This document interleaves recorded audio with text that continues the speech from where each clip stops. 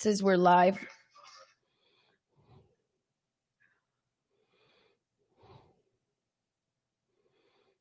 Oh, yay, there we are. 5 seconds in. En punto.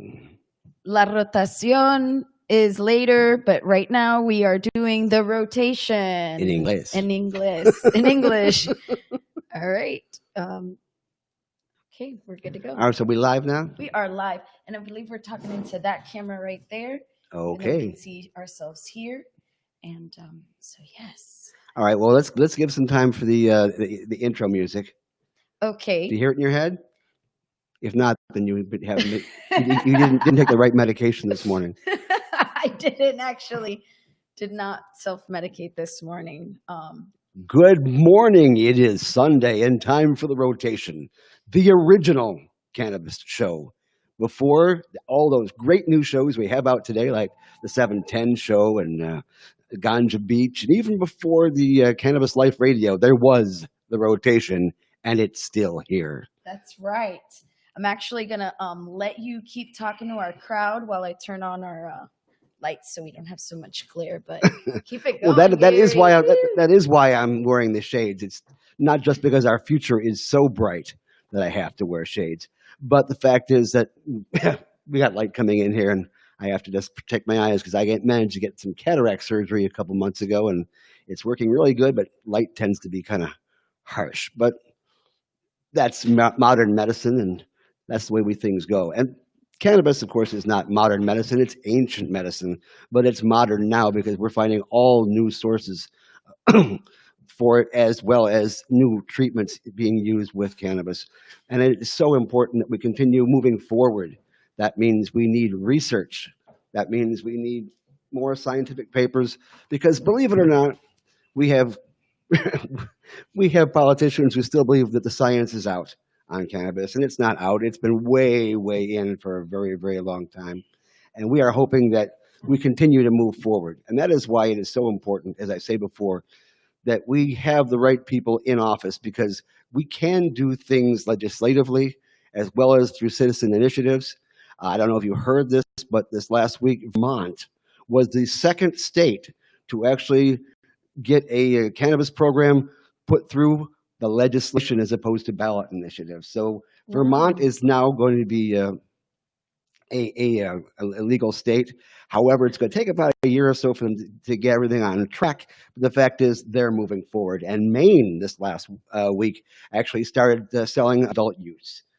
That's exciting. That's really exciting. It's a push towards the right direction. Absolutely.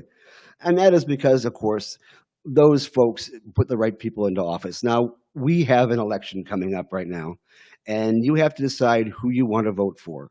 And, of course, the question goes, are you a single issue voter? Do you think that the cannabis issue is so overarching that that is the main reason why you'd vote for somebody?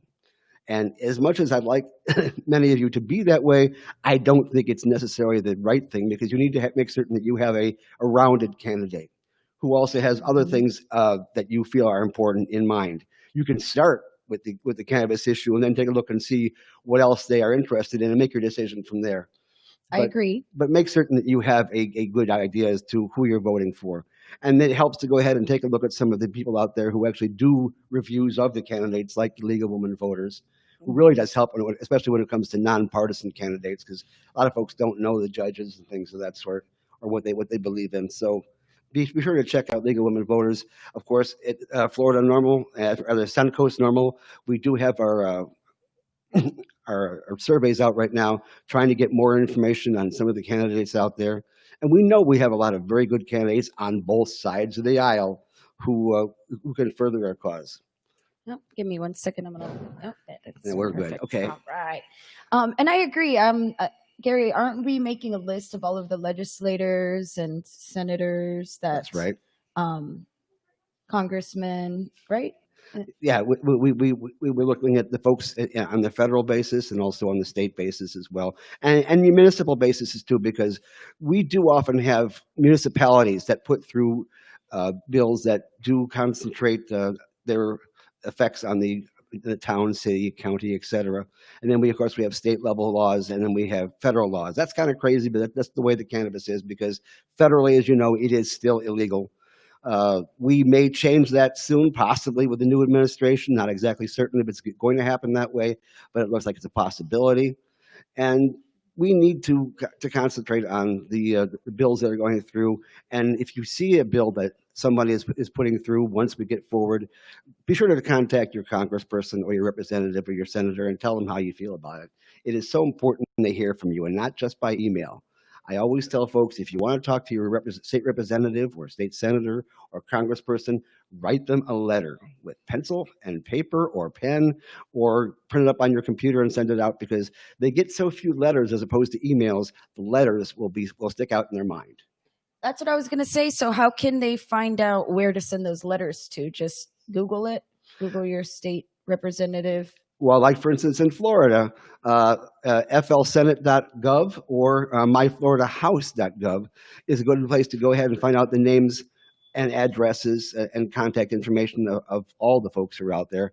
Now, of course, we are going to have some change in the rank and file after this election, no doubt, because some folks have termed out, so they couldn't even run this session. Other people were already won because they had nobody running against them in the other party's primary, and other folks are still up for grabs. And so we need to go ahead and take a look and see who's out there. I know we have over in Lakeland a good chance, a gentleman by the name of Jared Garcia, who is very much in favor of a lot of things that we talk about here.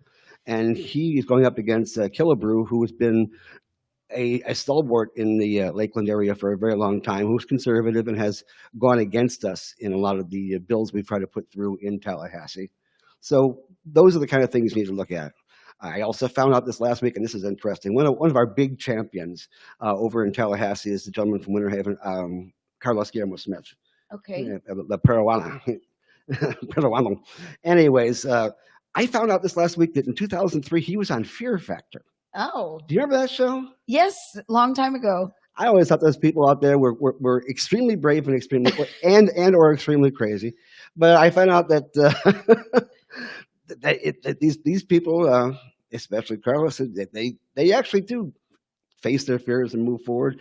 You kind of need that in politics nowadays, because it's difficult. It is difficult to be a politician these days because, well, look at what happened in Michigan this last week, where we actually had people who opposed Governor Whitmer's health recommendations and actually had planned on kidnapping her. Oh, wow. I mean, I didn't even hear about that. That's insane. Well, they were a radical anarchist group, and they thought that their best way to handle it was to get rid of government. And for better or for worse, our government right now is who runs this country. They are part of this great democratic experiment. Oh, by the way, as long as we have you, we are on Facebook Live right now as well, right? We are on Okay. Facebook Live right now. If you have any questions you want us to answer for you, feel free to put it in the comment section. And if Yoshi goes ahead and sees the comment, we'll discuss it and bring it forward, because I know that there's a lot of things that are on people's minds right now. Like, what the heck is happening? Well, like for instance, we have what is called the MORE Act, which has to do with not only legalization but also expungement federally. And it was put through committee, it passed committee, it was getting ready to go towards a floor vote. They held back on the floor vote, but they inserted the language into one of the stimulus bills. And then they had to back it out because they were told in the Senate that they would not go forward if they did that. So what they did do is they put in the text from the SAFE Act instead, which will allow banking in the cannabis industry. And that is very important. huge. I mean, it's not legalization, obviously, but it is a step in the right direction, because so many good organizations, so many good businesses across the country would really benefit from being able to have banking available. Number one, because you could actually get a loan if you wanted to. Right, and not be viewed as just this off the wall, crazy kind of a deal, right? You know what I mean? You go in there and they're like, "Oh, wait, what do you do? Oh, we sell CBD or we sell cannabis." It's like, oh, it's a huge red flag for them. You have to And, get and, them. and the whole idea of having to transfer massive amounts of cash, which you have to throw in a drop safe and have Pinkerton come by and take it away and all that bit, it makes things slightly less safe, of course, because you have so much cash on hand. Right. Uh, Which is, yeah. Normally, it means that the people who have cannabis businesses have to have more security, and that's actually a good thing if you think about it. When we were going from town to town and making certain they didn't have moratoriums against dispensaries, one of the questions was asked us was, does a dispensary in a town make it less safe? And the answer is no. It's exactly the opposite. There were studies that were being done by University of California, Irvine, which basically stated that because of the fact that there's increased security a lot of times in these dispensaries, that the strip mall or block where you have a cannabis dispensary actually is a safer area. I mean that makes sense in the way that maybe instead of having to go out and purchase your stuff out illegally, right, which is unsafe, can be very unsafe. Now you can go to the dispensaries and purchase it there and just have that extra layer of protection. Exactly. And one of the things that I can't stress enough is that although we have survived with the black market being the supplier to those who wanted to use this for medicine for so many years, black market is not necessarily the best place to get something. Now, there are people who do actually grow for the black market who very much care about the product that they create, but you can't tell who's who. Right. And that's the worst part. There are geniuses out there who know about cultivation, who know about making certain you don't use insecticides and other things that might make your medicine not as good for you because there's poisons inside of it. Well, have you heard about the whole spraying deal that they're doing now with the cannabis in the black market? Uh, I don't know if you've heard of it, but that one's new to me. really, okay. So what's happening is that they'll take the flower, and let's say it's not as potent in THC, so then they get distillate and spray it Ah, how lovely. on the flower. Can you believe that? Well, see, here's the thing, folks. I hate to sound like Biden because he uses that expression all the time, but I keep on hearing it all the time on the news. But the point is that this plant is a very complex plant, and from the very beginning, it knew what it was doing long before we did. So beautiful. And that thing called the entourage effect, which means Mhm. there's a distinct balance in the plant between the cannabinoids and the terpenes and in the amounts that they're in there so that it works properly as medicine.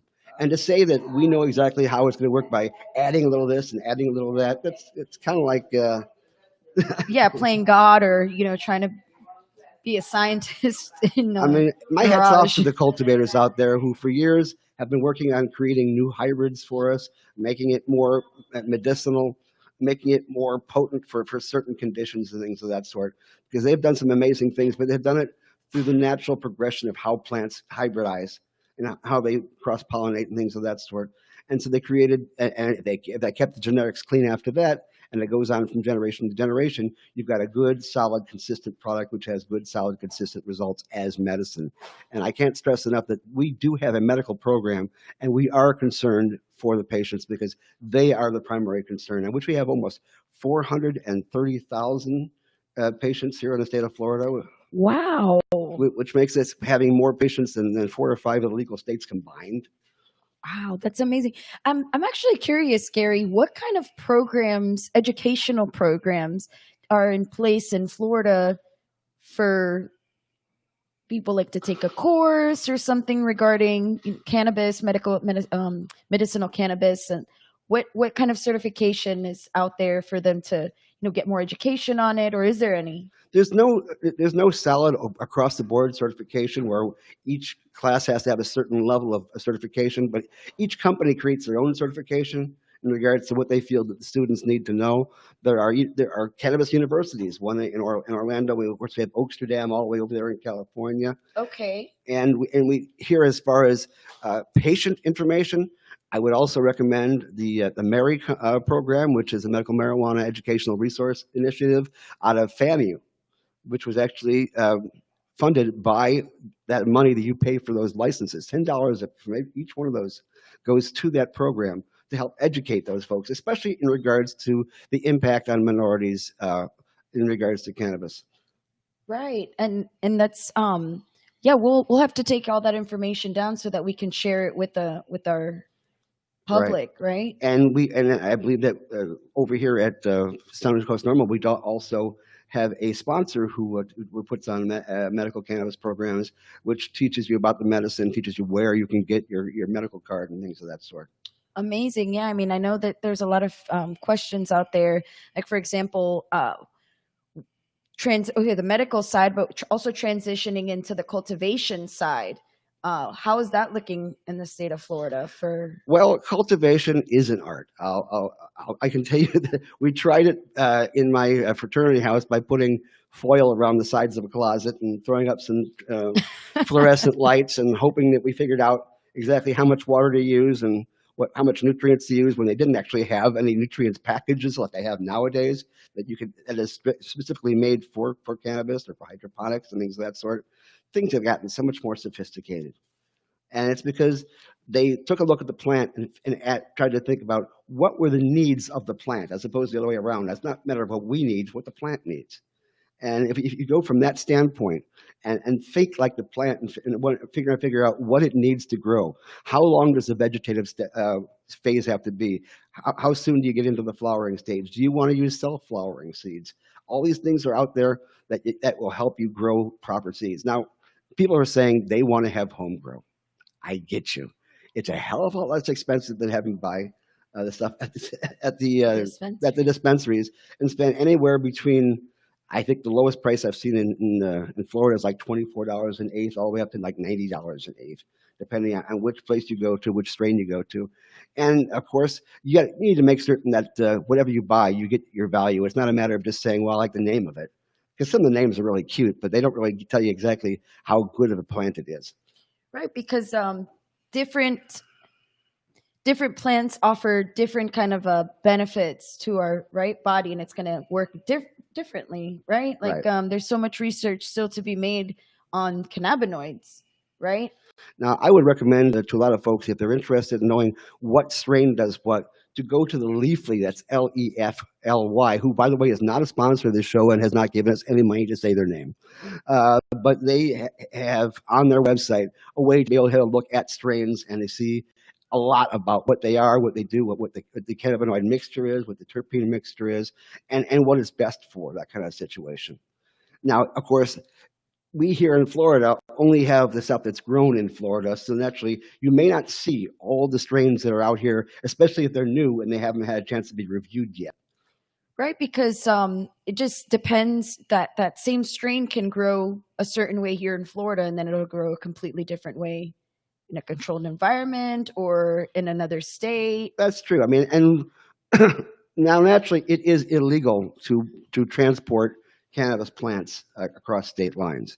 Seeds somehow make it into Florida, and sometimes we get people who MMTCs who actually get their clones from California. But the question is, are those clones exactly what they say they are? And if they are, will they grow the same way over here in Florida when you have a different microclimate? And that can actually change the plant itself. Right. I mean, famously, the folks who came here, the conquistadors back in the 1500s, they brought over hemp plants, which they called cañaba, Yeah. but they grew it in northern Spain. And that is obviously a whole different climate. So when they brought it here to Southern California, northern Mexico, the climate was so much warmer that the plant itself changed and actually became far more resinous at the flower, and so therefore it was growing the flower that we know of it that has the terpenes and the trichomes and things of that sort that the hemp plant itself didn't have when it was in Spain. So they were actually cutting the flowers off, letting them hit the ground. Well, luckily, the Aztec shamans saw those flowers on the ground, picked them up, and said, "This is medicine." They were able to tell just from the scent that this was something special. That's amazing. I love your history and their knowledge with the history of the plants, and it's exciting. I mean, more people need to know the history of it because hopefully you can learn from it. And for those of you who haven't heard the story before, because I like telling it anyway, people often ask where the term marijuana comes from.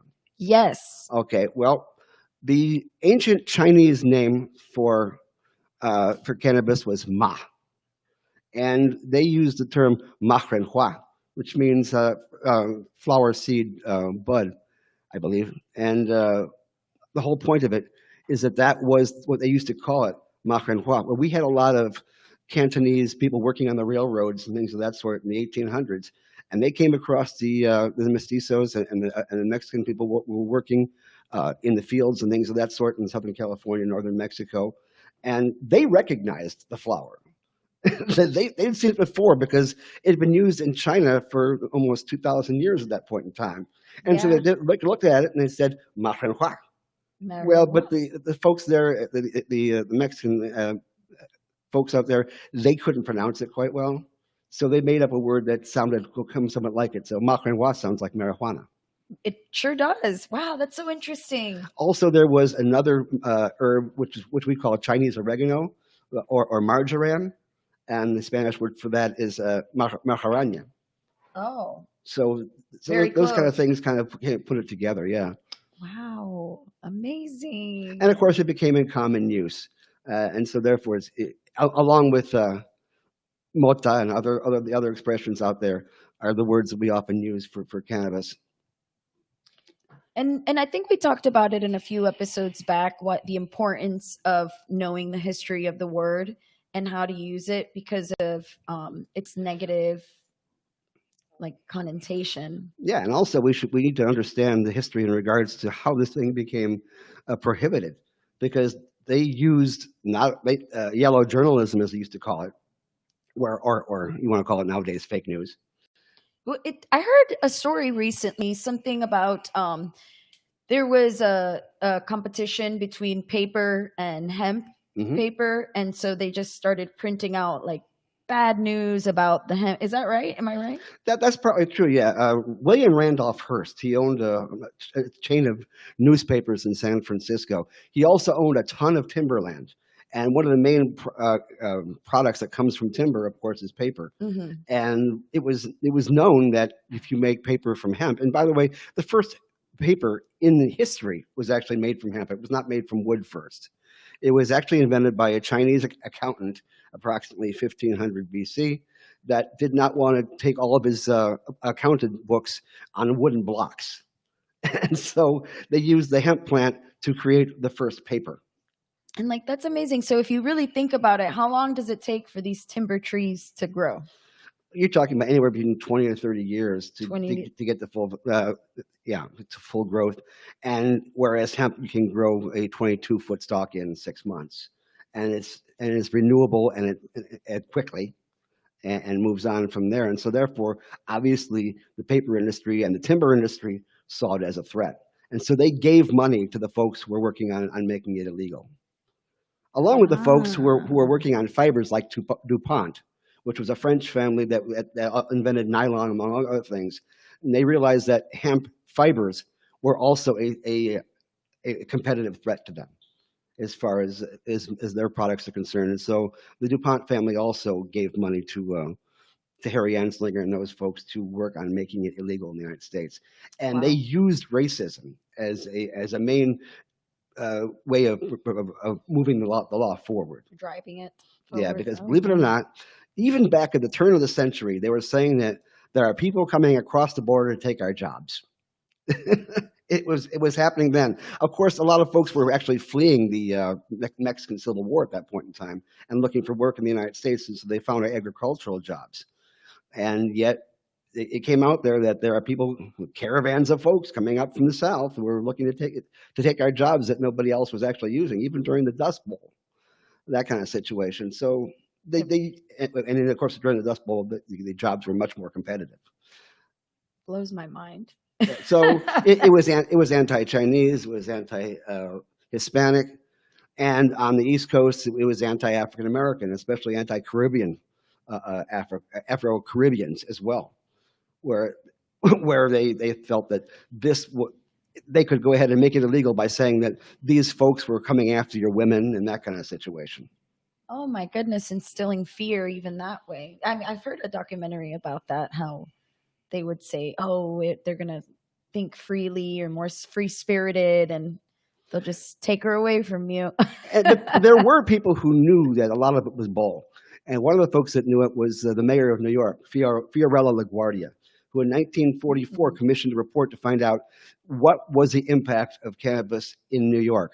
And they found out that basically it was basically sequestered to the Harlem area, and it was the Caribbean folks there. It was not involved with organized crime whatsoever, and did not pose a threat to the average person. And of course, the government, who wanted to keep it illegal at that point in time, were very much against the LaGuardia report.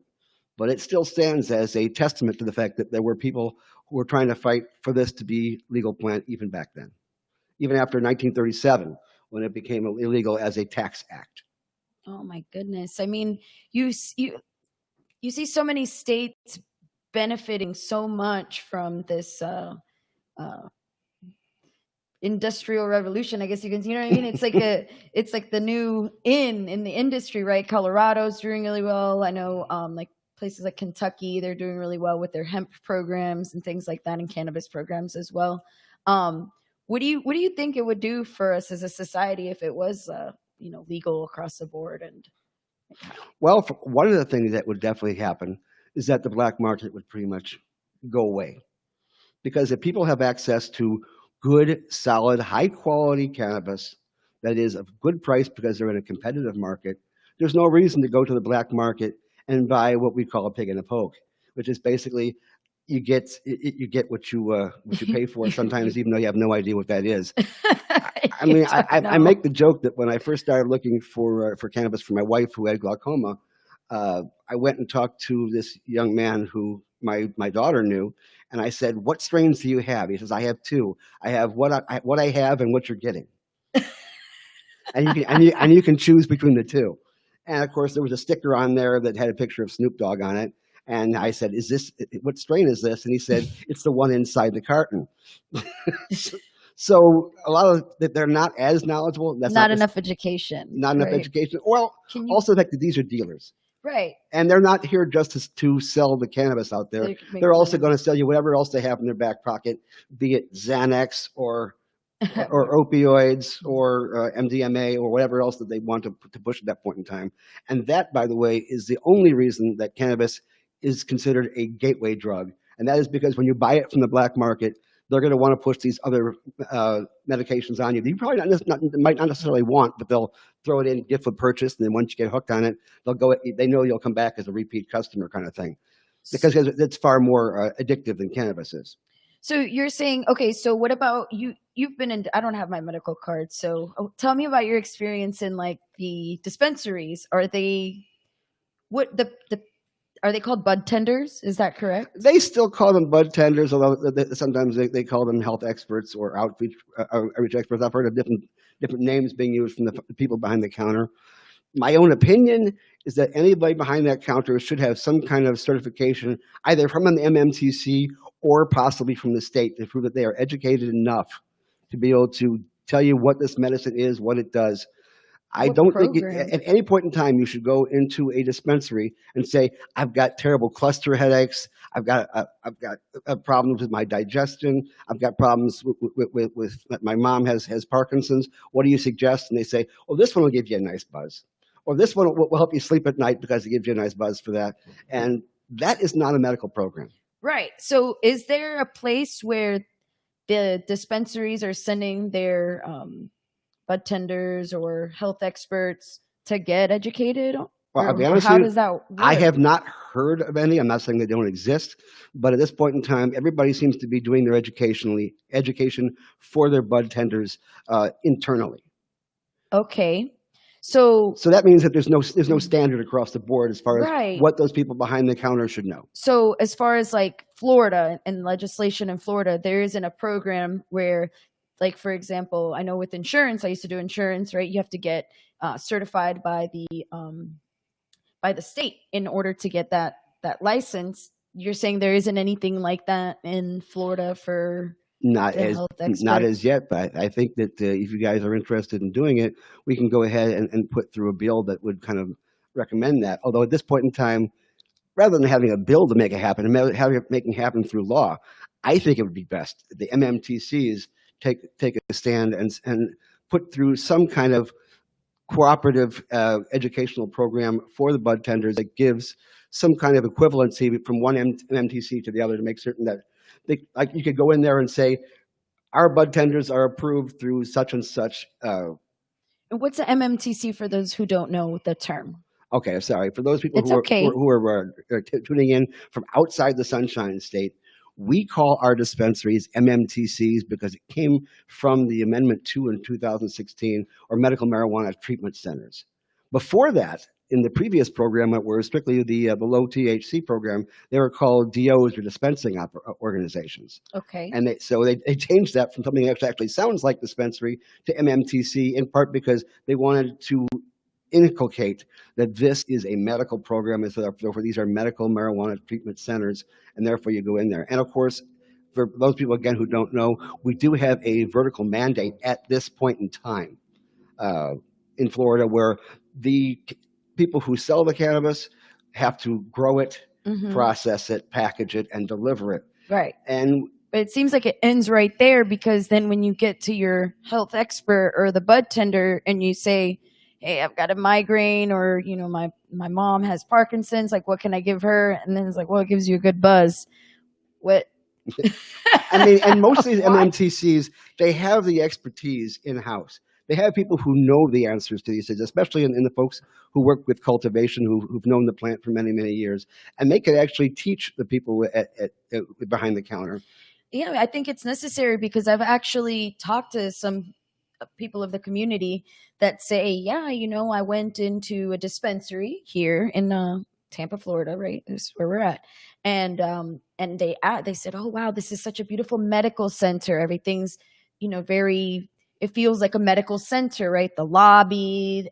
And then when they got up to the health expert or the bud tender, it was like, I don't know I don't want to insult anybody, but it was more like the heady kind of, what do you want? It's like, no, that's just going to deter when we've worked so hard. And legislators who are trying to work against us, and other organizations like Drug Free Manatee, which is supposed to be working on the opioid crisis, but for some odd reason decided to go ahead and try to go after the cannabis industry instead, which I thought was a bad move, because they really do need to work harder on the opioid crisis that cannabis is concerned.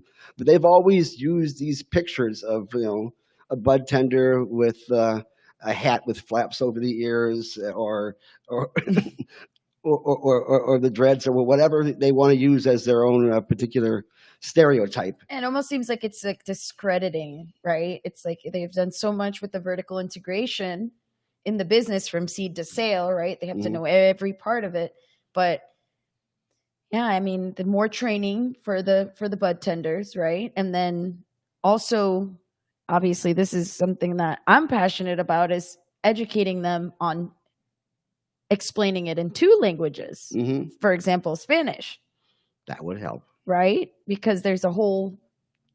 And even our folks in South Florida, you need to have some more Creole, because our Haitian neighbors who live there really could use a little bit more translation, because a lot of them do have a fair amount of English, but not enough English to be able to understand scientific principles and health principles. Right. So therefore, I would suggest you have at least one Creole person. And one other thing I would recommend, and this is in partly because I happen to live with a woman with visual impairment, I think it's important that they actually have labels that people who are blind can actually read, like, for instance, Braille labeling. Oh, so that if they have a jar in their hand, they'll know what the strain is without having to guess. Right. And that kind of situation. So we would like to see more Braille labeling, as well as multilingual.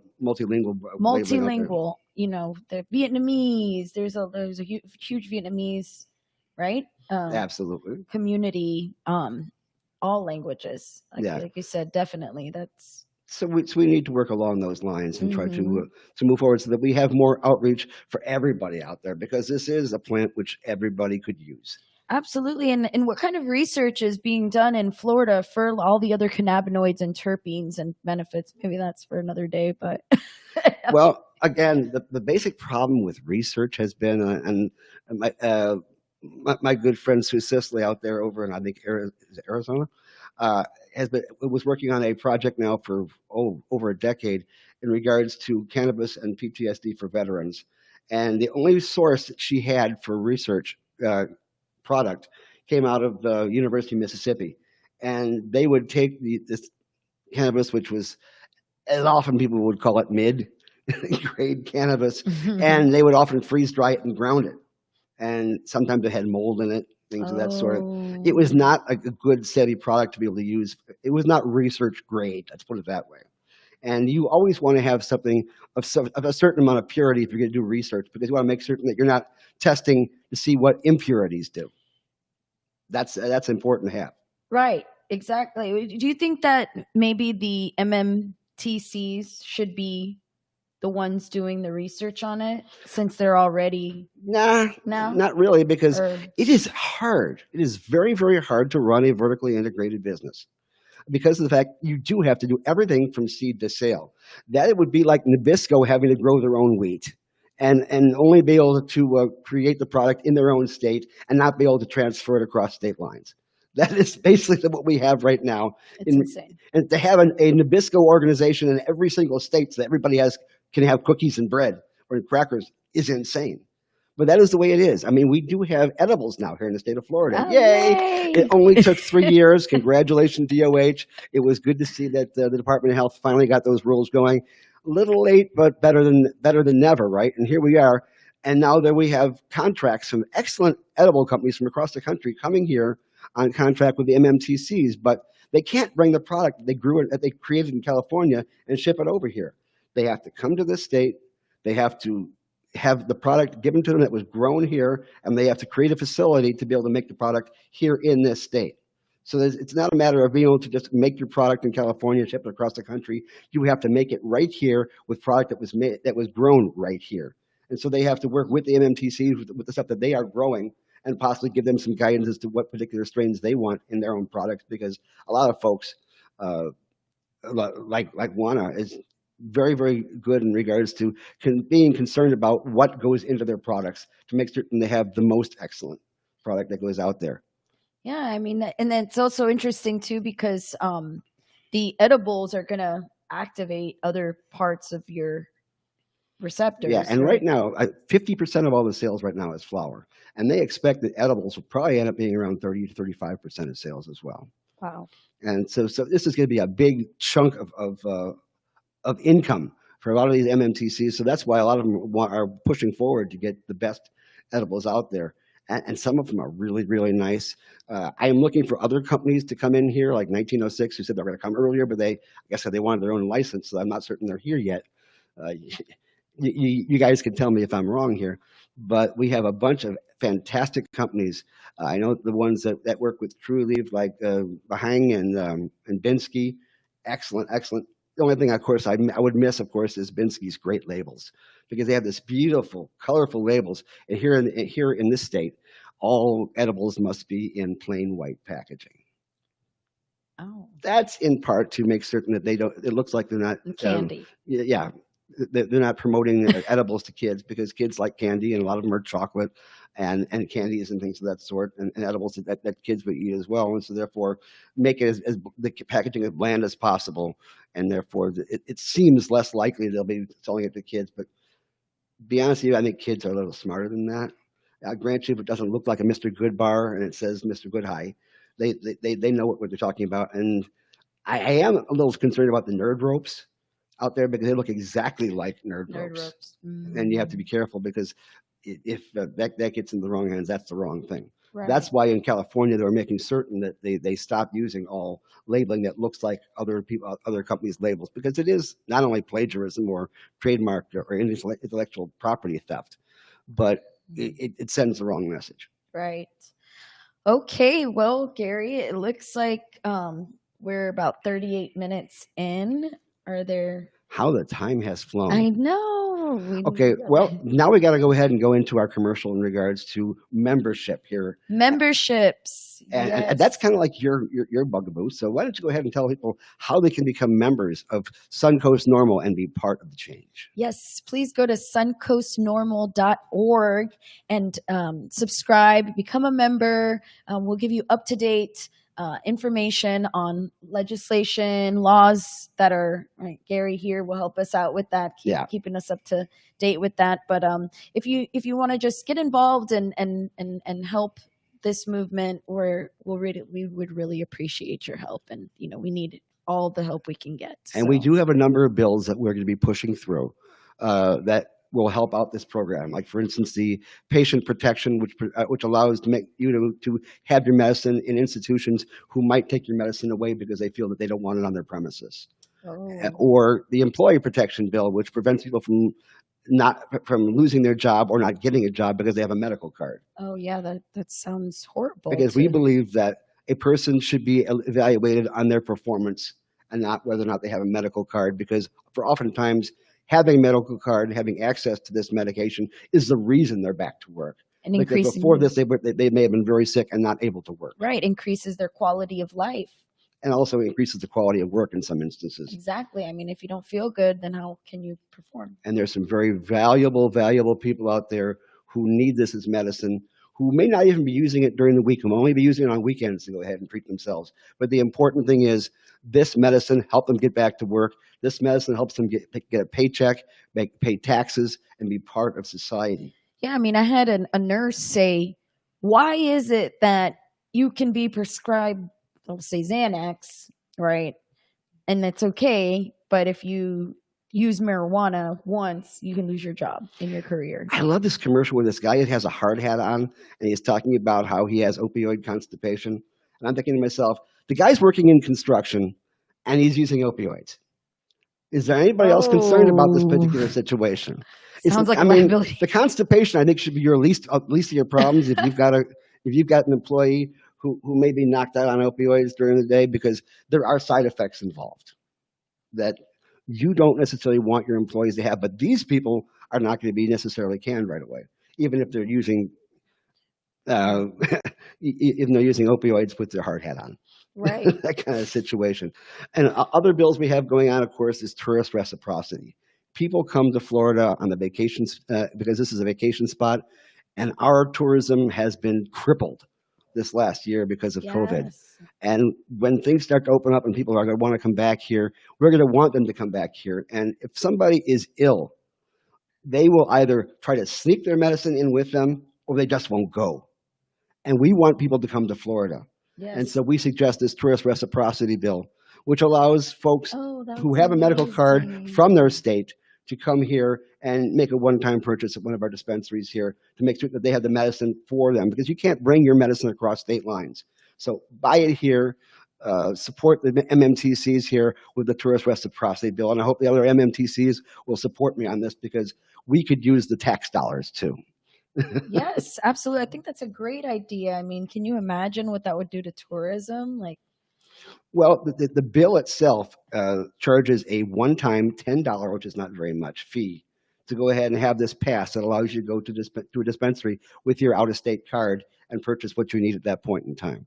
And just based on the number of people who come here to vacation every year and the percentage of those folks who may be medical cannabis patients, this could easily pay for the Visit Florida program to the tune of about $70 million in revenue just for those $10 tickets to allow tourists to come here and enjoy the Sunshine State and be able to use the medicine so that grandma who's got Parkinson's can have her medicine on hand, or your daughter who has severe migraines is not going to end up sitting with a wet towel over her head when she goes to Disney World. That was me yesterday. It does happen. Literally, I had a migraine and a wet towel over my head. And of course, another bill that we got going is the Home Grow bill, which will create what is called cultivation centers, where you can have a space inside of a container where you have expertise in helping you grow your own product. And because of the fact it's in a contained situation, they can count how many plants you have and how much you harvest. And so that'll keep the folks in Tallahassee happy. And that will allow you to be able to home grow whatever strain you want.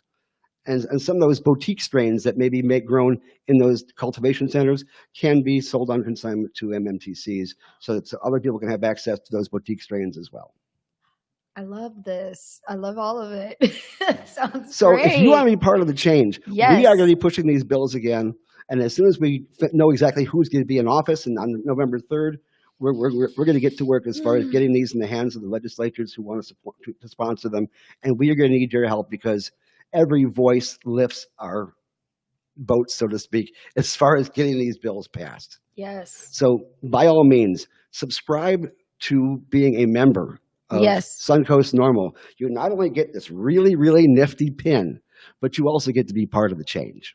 Yes.